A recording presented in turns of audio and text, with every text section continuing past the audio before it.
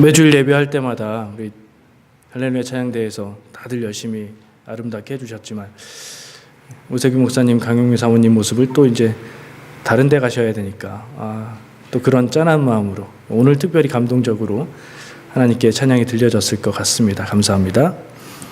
자, 오늘 함께 나눌 말씀은 말씀의 제목을 태양도 빛을 잃어 이렇게 제가 정해봤고요.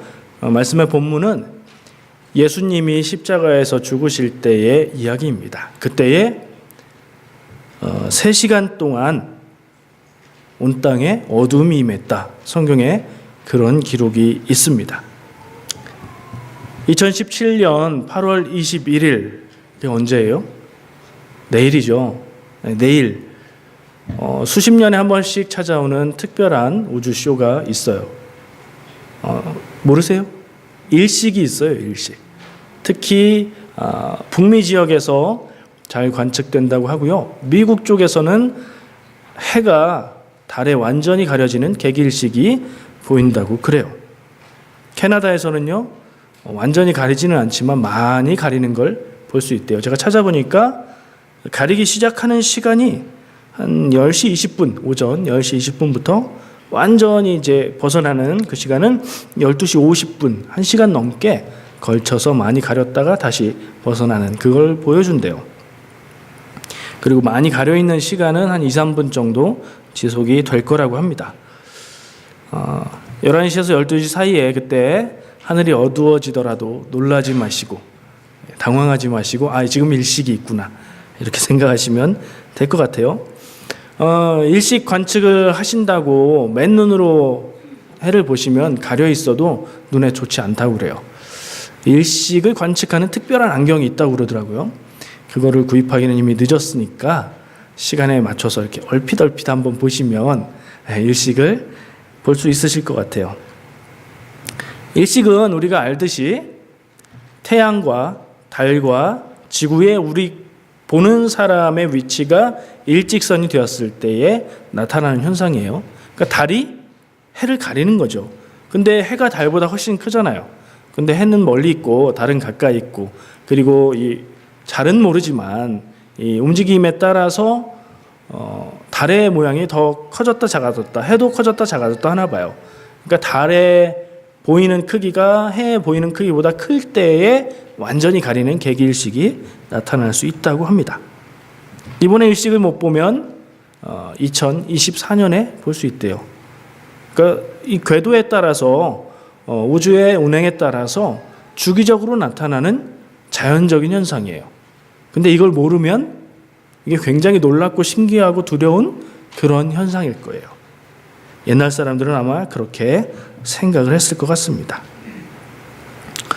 옛날 사람들은 해가 가려지고 세상이 어둡게 되는 이 현상을 보고 어떻게 반응을 했을까요? 달이 해를 가린다는 생각은 못하고 해가 힘을 잃었다.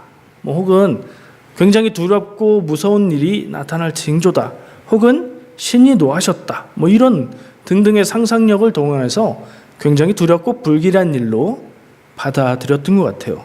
그래서 역사책에 기록이 돼 있어요. 우리 민족의 역사에도 많이 기록이 되어 있고 다른 역사책들, 오래된 역사책들에도 기록이 많이 되어 있다고 합니다. 그러면 이 현상은 성경에도 나와 있을까요? 성경은 옛날 일부터 많이 기록이 되어 있잖아요. 성경에 이런 일이 기록이 있을까요? 이쯤 되면은 오늘 읽은 본문 말씀을 생각해 보시면서 연결이 이렇게 일어나는 게 자연스러우신 거예요. 근데 성경에 꼭 집어서 일식의 현상을 기록한 내용은 없는 것 같아요. 제가 정확하게 장담은 못하지만 면밀히 검토해 본 결과 일식 현상을 기록한 내용은 없는 것 같아요. 성경은 역사책이 아니니까요. 성경은 신앙의 경전이고 우리에게 믿음을 알려주는 하나님의 뜻을 알려주는 책이니까 역사에 나타난 일식을 굳이 기록할 필요가 없었던 것 같아요. 그런데 일식하고 비슷하게 느낄 수 있는 현상들은 몇 군데가 있어요. 온 땅에 어둠이 임했다든가 태양이 멈췄다든가 태양이 거꾸로 갔다든가 그런 현상들이 성경에 있는데 기억이 나시나요? 제가 적어놨잖아요. 주보 옆에 메모를 보시면 제가 어떤 말씀에 그런 내용들이 있는지 메모를 해놨어요. 한 군데가 출애굽기 10장 22절에 출애굽기니까 출애굽하는 내용이죠. 출애굽하는 이스라엘 백성, 그리고 모세가 우리를 내보내 달라 요구했는데 안 된다 그랬을 때 10가지 재앙을 내리죠. 하나님께서 그 10가지 재앙 가운데에 애굽 온 땅에 어둠이 있었다. 얼마간요? 3일간 있었다. 이런 기록이 나와요. 그런데 희한하게 이집트 사람들이 거하는 곳에는 깜깜했고 이스라엘 사람들이 거하는 곳은 빛이 있었다. 이런 기록이 있어요. 이거는 좀 더 특별한 게 오늘 말씀의 본문에 나오는 예수님이 죽으실 때에 나타났던 온 땅에 어둠이 있었던 현상이 같고요. 그리고 사용된 어휘도, 그러니까 단어도 같은 단어를 쓰고 있어요. 두 번째 찾을 수 있는 곳이 여호수아에 나오는 말씀이에요. 여호수아는 모세의 뒤를 이어서 이스라엘의 지도자가 된 그 출애굽의 마지막 과정을 인도한 사람이죠. 그러니까 역시 출애굽 과정 중이에요. 전투를 하는 과정에, 다른 민족들하고 싸움을 하는 과정에 태양이 거의 하루를 멈춰 있었다. 그래서 그 시간 동안 적들을 다 물리쳤다 하는 그런 기록이 나와요. 태양이 멈춰 있었대요. 우주가 운행을 하다가 멈췄다는 얘기인가요? 아니면 우주의 운행이 절묘하게 돼서 그때에 태양이 멈춘 것처럼 보였다는 말일까요? 이런 상상을 하면서 한번 같이 말씀을 나누면 좋겠어요. 그 다음에 태양에 관한 특별한 일이 나오는 데가 열왕기하 20장 11절 말씀. 히스기야 왕 때에 히스기야 왕이 죽게 됐는데 하나님이 15년을 더 살게 해주시고 그 증거를 보여주세요 했을 때 일용표라고 하는 태양의 그림자를 표시하는 그 기계의 그 관측기에 에서 태양의 그림자가 10도 뒤로 물러갔다. 무슨 얘기냐면 반대로 상상해 보면 해가 거꾸로 10도 갔다. 이런 얘기가 성경에 기록이 돼 있어요. 그리고 오늘 마태복음에 예수님이 죽으실 당시에 온 땅에 3시간 동안 어둠이 있었다라는 말씀이 있네요. 제가 아까 방금 예로 들어서 4가지 부분을 말씀을 얘기했어요. 근데 두 번째, 세 번째에 해당하는 그 이집트의 10가지 재앙 중에 하나였던 어둠과 그리고 그게 아니네요. 여호수아 때 전투 중에 해가 멈췄던 일과 열왕기하의 히스기야 왕 때 해가 10도 물러난 일, 그 일에 관련해서 좀 재미있는 해프닝이랄까요? 재미있는 얘기가 있었어요. 아마 얘기하면 들어본 적이 있으실 거예요. 근데 결론부터 얘기하면 그 예화는 사실과 다르대요. 그러니까 제가 지금부터 이런 얘기가 있었다고 말씀드릴 게 생각이 나시거든요. 그거는 사실이 아니었구나 이렇게 생각하시면 돼요.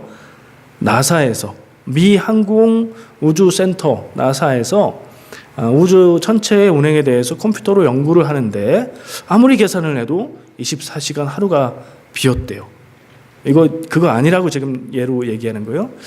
그래서 이 과학자들이 연구를 하다 답을 찾은 게 성경에 있는 그 얘기라는 거죠. 태양이 거의 하루 멈췄던 여호수아 때의 전투의 시간과 그리고 히스기야 때 해가 10도 뒤로 물러난 시간을 합하면 딱 24시간이 돼서 나사가 컴퓨터로 계산하던 그 하루가 빈 우주의 시간 중에 하루가 빈 계산이 딱 들어맞는다. 그래서 성경이 과학적으로도 정확한 기록이다 라는 얘기를 들어보셨어요? 근데 그런 얘기를 나사에서 한 적이 없대요. 얼마나 이 얘기를 설교 때마다 예화로 사용하고 문의가 이게 사실입니까? 문의가 갔으면 나사에서 공식 발표를 했대요. 그런 연구를 한 적도 없고 그런 발표를 한 적도 없고 그거는 사실이 아닙니다. 그러니까 그런 얘기를 누가 하시면 저분은 그걸 모르시는구나 이렇게 생각하시면 돼요. 저는 웬만하면 말씀 가운데 나오는 예화는 가능하면 확인 가능하고 제가 확인할 수 있는 한에서는 틀림없는 얘기를 하려고 그래요. 그래서 최대한 확인을 하는데 생각해 보시기를 말씀을 나누면서 예화로 드는 얘기가 다 정확하지는 않겠구나 이런 생각을 좀 하실 필요도 있어요. 조금 안 맞는 것 같은 얘기를 한다 그러면 확인을 해보셔야 돼요. 그리고 알려주셔야 돼요. 그건 그렇지 않습니다. 예. 그 얘기는 그랬고요. 오늘 본문 말씀은 온 땅에 어두움이 3시간 동안 있었다라는 기록이에요. 기록상으로. 그러면 온 땅에 어두움이 있었다는 현상을 우리가 이해를 해보려고 생각을 해보면 일식일 수도 있죠. 일식이 딱 가려지면 어느 정도 시간 동안 온 땅에 어두움이 임하는 것처럼 보일 수 있으니까요. 근데 또 연구해보니 그게 일식일 리는 없대요. 왜냐하면 일식이라는 현상은 아까 제가 처음 가리기 시작할 때부터 완전히 벗어날 때까지 1시간 조금 넘는다고 얘기했죠. 그럼 완전히 가려있는 시간은 사실은 2분, 3분, 길어야 10분이 안 되는 현상일 수밖에 없다는 거예요. 그거에 비추어 볼 때 3시간 동안 어두웠다는 건 일식이 아닌 것 같다. 그리고 예수님 죽으실 때가 6월절 근처였죠. 달력상 볼 때 6월절 근처라면 월식은 나타날 수 있는데 일식은 천문학적으로 나타날 수가 없는 때래요. 그런 근거를 가지고 이 오늘 본문 말씀으로 읽은 것이 일식은 아닐 것이다 라고 추측을 하는 거예요. 근데 뭐 과학적으로 얘기를 하는 거니까 그게 맞겠죠. 그러나 온 땅에 어둠이 임했다고 했지 일식이라고는 안 했으니까 무슨 현상일까 우리가 생각해 볼 필요가 있을 것 같아요. 이 3시간 동안의 어둠은 어떤 현상이었을까요? 우리가 그 시간, 그 자리에 가서 확인할 수 없으니 어떤 현상이라고 알 수가 없죠. 말씀의 기록도 구체적이지가 않아요. 3시간 동안 온 땅에 어둠이 임했다. 이 온 땅이 전 세계를 말하는 건지 그 지역만을 말하는 건지도 분명치 않아요. 그러니까 그 현상을 밝혀낼 수는 없어요. 그럼 이걸 어떻게 받아들여야 될까 하는 게 오늘의 질문입니다. 일식 하루 전 주일을 맞아서 자연현상에 대한 과학적 지식과 그리고 성경의 기록들에 대해서 한번 생각을 해보고 싶어요. 성경에 기록된 수많은 상식과 과학과는 다른 현상들, 그것들을 우리가 어떻게 받아들여야 될까? 간단히 말하면 성경에 나오는 기적들을 우리가 어떻게 받아들여야 할까 하는 문제를 얘기하려고 합니다. 결론을 얘기하자면 제가 답을 드릴 수는 없습니다. 근데 제가 확실하게 말할 수 있는 답은 사람마다 다르고 사람마다 다를 수 있고 달라도 된다는 겁니다. 이해가 되시나요? 성경에 대한 말씀을 이해하는데 성경 말씀을 이해하는데 각각 이해가 달라도 괜찮다는 얘기를 하고 있는 건데요. 납득이 되시면 결론까지도 충분히 생각을 하시는 분 같고 납득이 안 되신다 그러면 이제 신경을 곤두세우시고 눈을 크게 뜨고 저와 함께 나누었으면 좋겠습니다. 성경의 많은 일들이 그래요. 창세기에 기록된 창조의 순서, 창조가 하루에 이루어졌다는 기록들, 노아의 홍수 이야기, 태양과 관계된 것 같아 보이는 이런 일들, 죽은 사람이 살아나는 일, 예수님이 행하셨던 많은 이적들, 그걸 어떻게 받아들여야 될까? 성경에 기록된 내용을 읽고서 이게 하나님의 말씀, 진리의 말씀이니까 이거는 있었던 그대로 있었던 일이다 라고 받아들일 수 있어요. 그렇게 받아들이는 분들도 많이 있어요. 또 다른 여러 가지 방법으로도 말씀을 받아들일 수 있습니다. 하나님을 창조주로 믿고 예수를 그리스도, 구세주로 믿으면 그 사람을 뭐라고 부르죠? 그리스도인이죠. 기독교인이라면 성경에 기록된 초자연적인 현상에 대한 입장이 다르다고 해서 크게 문제가 되지 않는다고 생각을 합니다.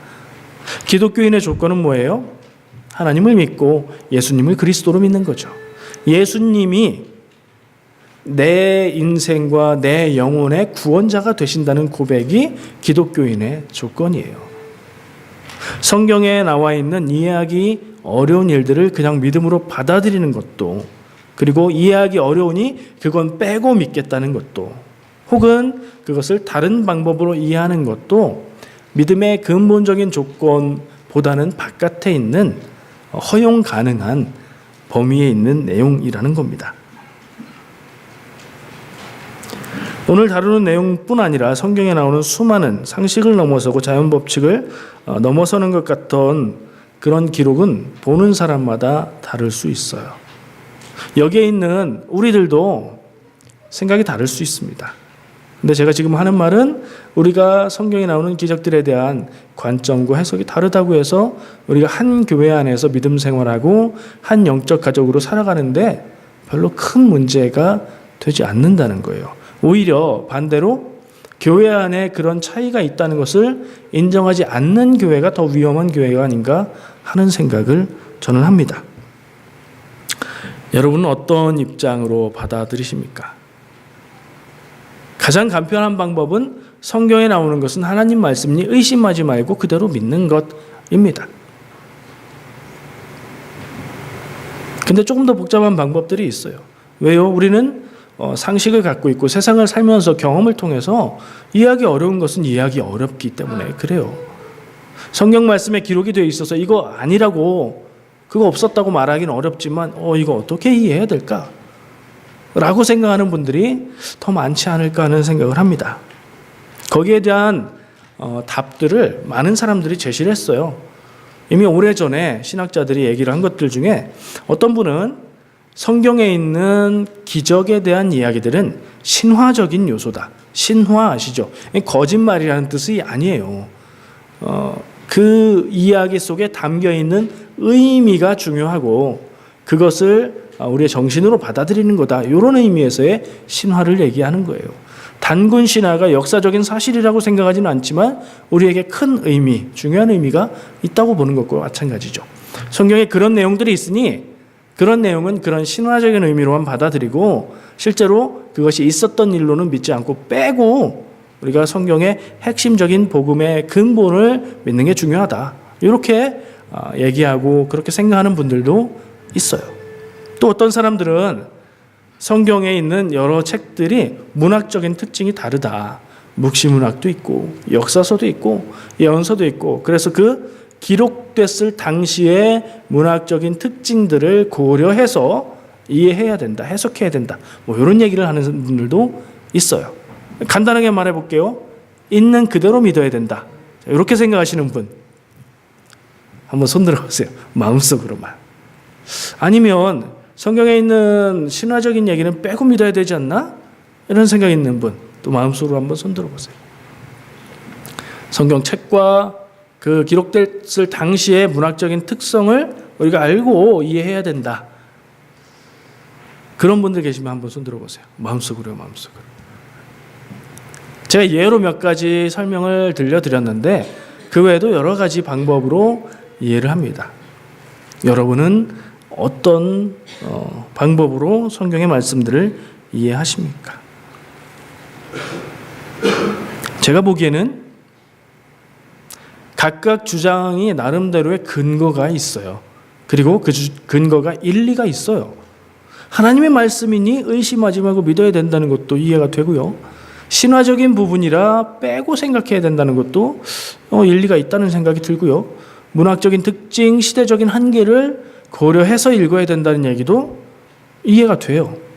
그래서 이거는 어떻게 판단할 문제가 아닌 거예요. 그럼 선택할 문제죠.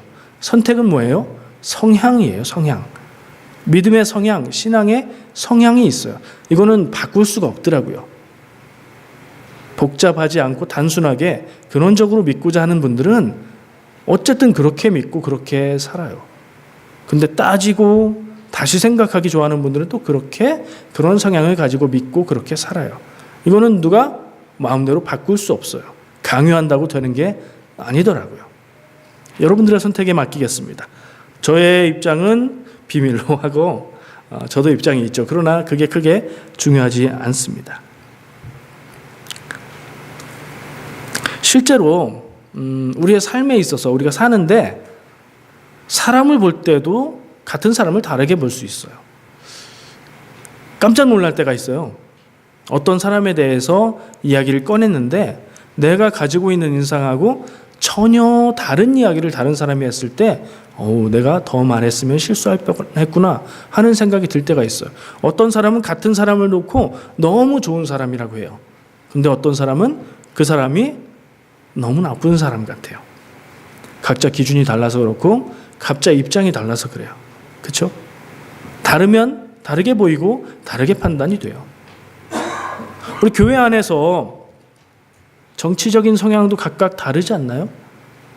캐나다 정치는 뭐 그냥 캐나다 정치인들이 알아서 하는 거지만 한국 정치에 대해서 우리가 관심 갖는 분들은 아주 중요하게 생각하고 관심 갖잖아요. 근데 그 정치적인 입장이라는 게 다 똑같지가 않잖아요. 같은 교회 다닌다고 해서. 그렇게 다르다고 해서 그게 문제가 있나요? 문제 없어요. 한 교회 안에서 같이 신앙생활하고 한 영적 가족으로 살아가고 같이 관계를 갖고 사는 데에 큰 문제가 없어요. 저는 오늘 이야기하는 부분들은 그런 데에 해당하는 부분이라고 봐요. 우리나라 옛말에도 이런 표현이 있어요. 들어보셨는지 모르겠어요. 주역책, 주역 아시죠?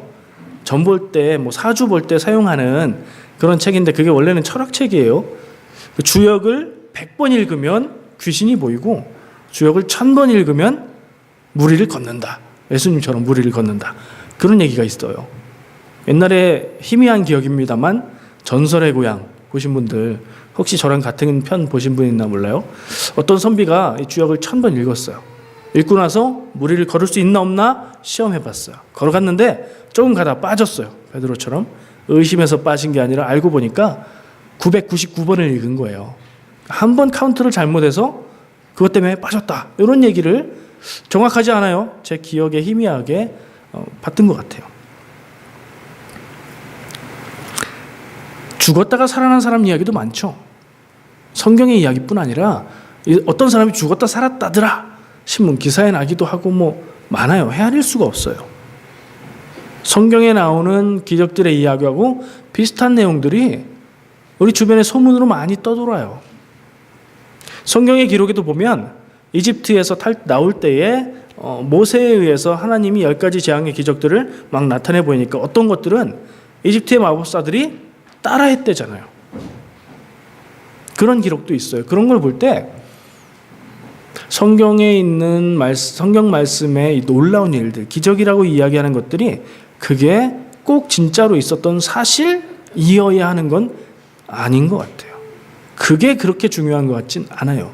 왜냐면요, 제가 좀 전에 예를 들었던 세상에 널리 퍼져 있는 그런 놀랍고 신기한 이야기들은 그냥 흥미거리로 지나갈 뿐이에요. 근데 성경에 기록되어 있는 이야기들하고 내용상의 차이는 별로 없어요. 유튜브 영상을 검색해 보시면 무리를 걷는 남자 영상이 있어요. 합성이 아니래요. 그게 실제로 일어난 일인지 믿을 수는 없지만 그런 현상들이 있다고 얘기를 해요. 근데 그거는 그냥 흥미거리로 넘어가요. 근데 성경에 있는 말씀들은 굉장히 중요하게 다가와요. 왜요? 성경이니까. 그게 이유가 다인가요? 성경 말씀은 우리에게 하나님의 말씀이 담겨있는 진리의 그릇이기 때문에, 그리고 성경에 나오는 그 놀라운 기적들의 이야기가 의미하는 중요한 의미가 있기 때문에 중요하게 받아들여지는 거예요. 성경에 있는 이 놀라운 일들이 사실이냐 사실이 아니냐, 진짜 있었던 거냐, 해석이 필요한 거냐, 거짓말이냐, 이런 논란, 이런 고민 중요합니다. 중요한데 그거보다 더 중요한 것이 있다고 생각합니다. 그리스도인으로서 살아갈 때에 하나님을 내 삶의 주인으로 인정하고 그렇게 사느냐, 그렇지 않느냐. 내가 그리스도인이라고 얘기하면 하나님을 창조주로 고백하고 내 삶의 주관자로 고백하고 고백에서 끝나는 게 아니라 그렇게 믿는 믿음으로 사는 게 중요하죠. 저는 이것이 성경에 나오는 기적의 이야기를 어떻게 바라보느냐보다 더 중요하다고 생각을 합니다. 예수를 나의 구원자로 믿느냐, 그렇지 않느냐, 이게 더 중요한 거죠. 이게 우리 신앙의 근본적인 질문들 아닌가요? 근데 이거보다 더 중요한 게 있어요. 믿음에 대한 것 말고도 하나님을 믿고 예수를 구세주로 믿는다면 그 믿음에 맞게 살고 있느냐. 전 이게 가장 중요한 내용이라고 봐요. 여러분들, 여러분의 입으로 말하는 내 입술의 고백의 믿음에 맞게 살아가고 있습니까? 그렇게 살지 않으면서 성경에 나오는 말씀인 이거 진리로 그대로 믿어야 된다, 다르게 얘기하면 이단이다 라고 말하는 게 중요한가요?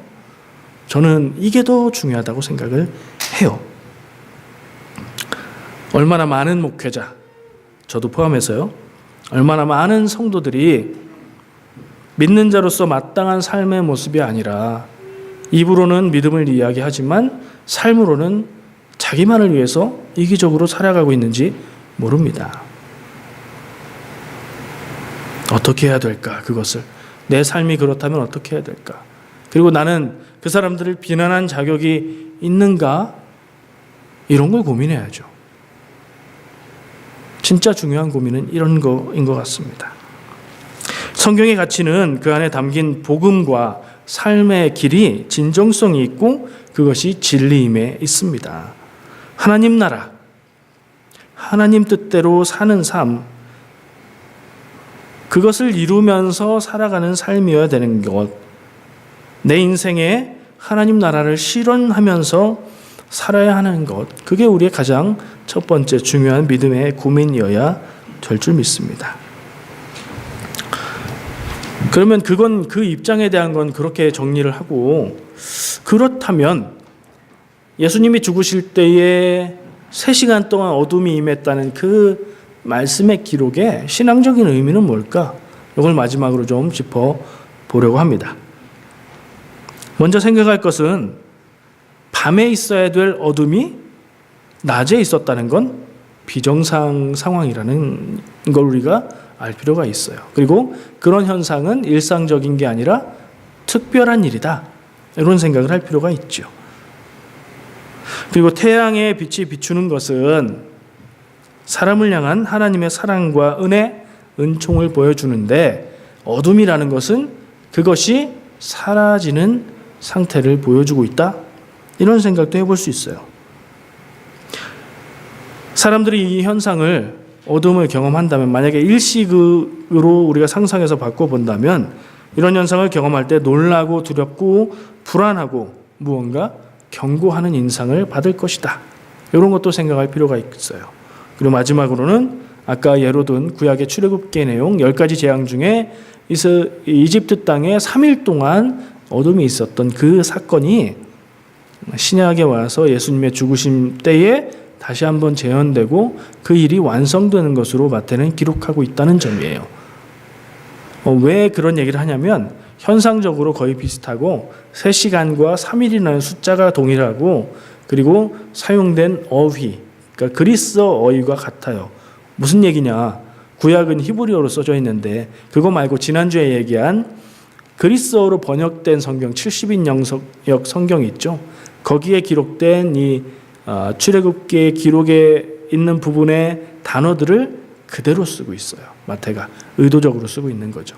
그것을 볼 때에 그 일과 깊은 관련을 갖고 그 일에 대한 완성으로서의 의미를 갖고 있다. 이걸 생각해야 된다는 거예요.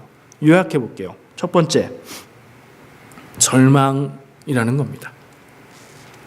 어둠이 임한 것은 절망을 표현해요. 예수님의 절망, 예수님이 나의 하나님 어찌하여 나를 버리셨나이까 하는 절망을 절규하고 죽으시죠. 예수님을 따랐던 제자들의 절망, 예수님이 희망이었는데 그가 십자가에 처형돼서 죽으시니 절망했겠죠. 예수를 따르던 사람들의 절망, 메시아를 기다리던 사람들의 절망, 메시아를 보내고 사람들에게 기대를 갖고 희망을 가졌을 수 있었던 하나님의 절망을 표현하는 사건으로 보입니다. 두 번째, 출애굽 때 어둠의 재앙이 파라오를 향한 경고였듯이 이것은 경고의 의미를 갖고 있습니다. 누구에게요? 당시에 예수님을 그리스도, 메시아, 구세주인 것을 모르고 그를 이단으로 몰아서 죽음으로 향하게 했던 이스라엘을 향한 경고예요. 예수님을 죽게 할 때는 몰랐더라도 이런 현상들을 보면서 그들은 돌이켜야 마땅했어요. 눈치가 있었고 지혜로웠다면. 근데 끝까지 돌이키지 않는 모습을 보여주죠. 그들을 향한 경고의 의미를 갖고 있습니다. 마지막으로 하나님이 창조하신 자연계가 태양까지도 자연계에 포함되잖아요. 자연계, 하나님의 피조물, 모든 피조물이 구원자 되신 그리스도의 죽으심을 슬퍼하는, 그 슬픔에 대한 상징으로 볼 수 있습니다. 성경의 내용이 사실이냐 혹은 상징이냐 혹은 다른 무엇이냐를 따지기 전에 더 중요한 것이 있다면 성경이 나에게 중요한가? 입니다. 이 질문을 마지막으로 던지고 싶습니다. 여러분에게는 성경이 중요합니까? 교회에 다닌다고 다 성경이 중요하지 않습니다. 교회에 여러 가지 이유로 다닐 수 있기 때문이죠. 성경이 나에게 중요하다고 생각하는 분들 계십니까? 그렇다면 목사가, 설교자가 다른 사람이 전해주는 말씀을 듣는 것으로 충분할까요? 나는 성경을 충분히 알 만큼 읽고 이해하고 듣고 공부하고 있습니까? 바쁘고 책을 읽는 게 어렵고 바쁜 것, 내 눈이 침침한 게 나의 구원에 관계된 이 성경의 중요성보다 더 중요할까요? 그렇지 않죠. 우리 교회에서 성경 읽기 과정을 비주기적으로 열고 있습니다. 열 때에 마음에 담아두셨다가 참여하시면 좋습니다. 참여하시기를 권면합니다. 성경 읽는 것은 기본이지요. 목사가 우리 교회엔 둘이나 있습니다. 언제나 무엇을 통해서도 질문하셔도 좋습니다. 매일 말씀 묵상을 나누고 있습니다. 혹시 못 받고 계시면 얘기하셔서 추가할 수 있게 해주시면 좋겠습니다. 교육부에서는 말씀 묵상 책도 구하고 그래서 여러분들에게 나눠드리고 있습니다. 오늘도 지난주에 책을 더 보충해서 가져오셨고 9월, 10월, 11월 그 매일 말씀 묵상집을 또 새롭게 갖다 놨습니다. 성경 통독을 하실 거면 개역 성경 말고 새번역이나 공동번역 혹은 쉬운 성경 같은 읽기 쉬운 성경을 가지고 통독에 도전해 보시기를 추천합니다. 다시 아까 질문으로 돌아가 볼게요. 뭐냐면 성경이 나에게 중요한가? 머릿속으로는 중요하지라고 생각하지만 실제 내 삶에서는 중요하게 살지 않고 있다면 이 시간부터 진지하게 고민해야 될 것 같습니다. 교회가 좋아서 그냥 좋아서 편안하고 좋아서 교회에 다닐 수도 있습니다. 어떤 다른 이유가 있어서 교회에 다닐 수도 있어요. 그러나 교회에 다니는 것이 내 영혼의 구원을 보장하지 않습니다. 하나님의 말씀을 알고 복음을 알고 그 복음을 받아들이고 믿음으로 고백할 때에 우리의 삶과 영혼의 구원이 있습니다. 그게 교회의 존재 이유입니다. 성도들의 편안함 혹은 어떤 좋은 프로그램 혹은 어떤 다른 것을 위한 게 아니라 성도들의 삶을 위해서 세상에서 살 때는 하나님의 말씀을 따라서 살고 우리가 그 이후에는 하나님과 함께 영원히 거하게 되는 구원을 위해서 있는 것이 교회입니다. 나는 교회 왜 다니는가? 질문부터 시작을 하셔서 교회에서 말하는 복음이란 무엇인가? 질문해 보시고 구원이 무엇인가? 묻고 질문을 해야 되지 않을까 생각을 합니다. 그래도 성경이 중요하지 않은가요? 너무나 중요합니다. 성경을 알아야 됩니다.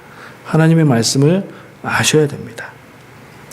우리 모두 매일매일 점점 더 성경에 담긴 하나님의 진리를 발견하고 깨달아서 하나님의 뜻을 따라서 살아가는 그런 인생이 되시기를 축복합니다. 기도하겠습니다.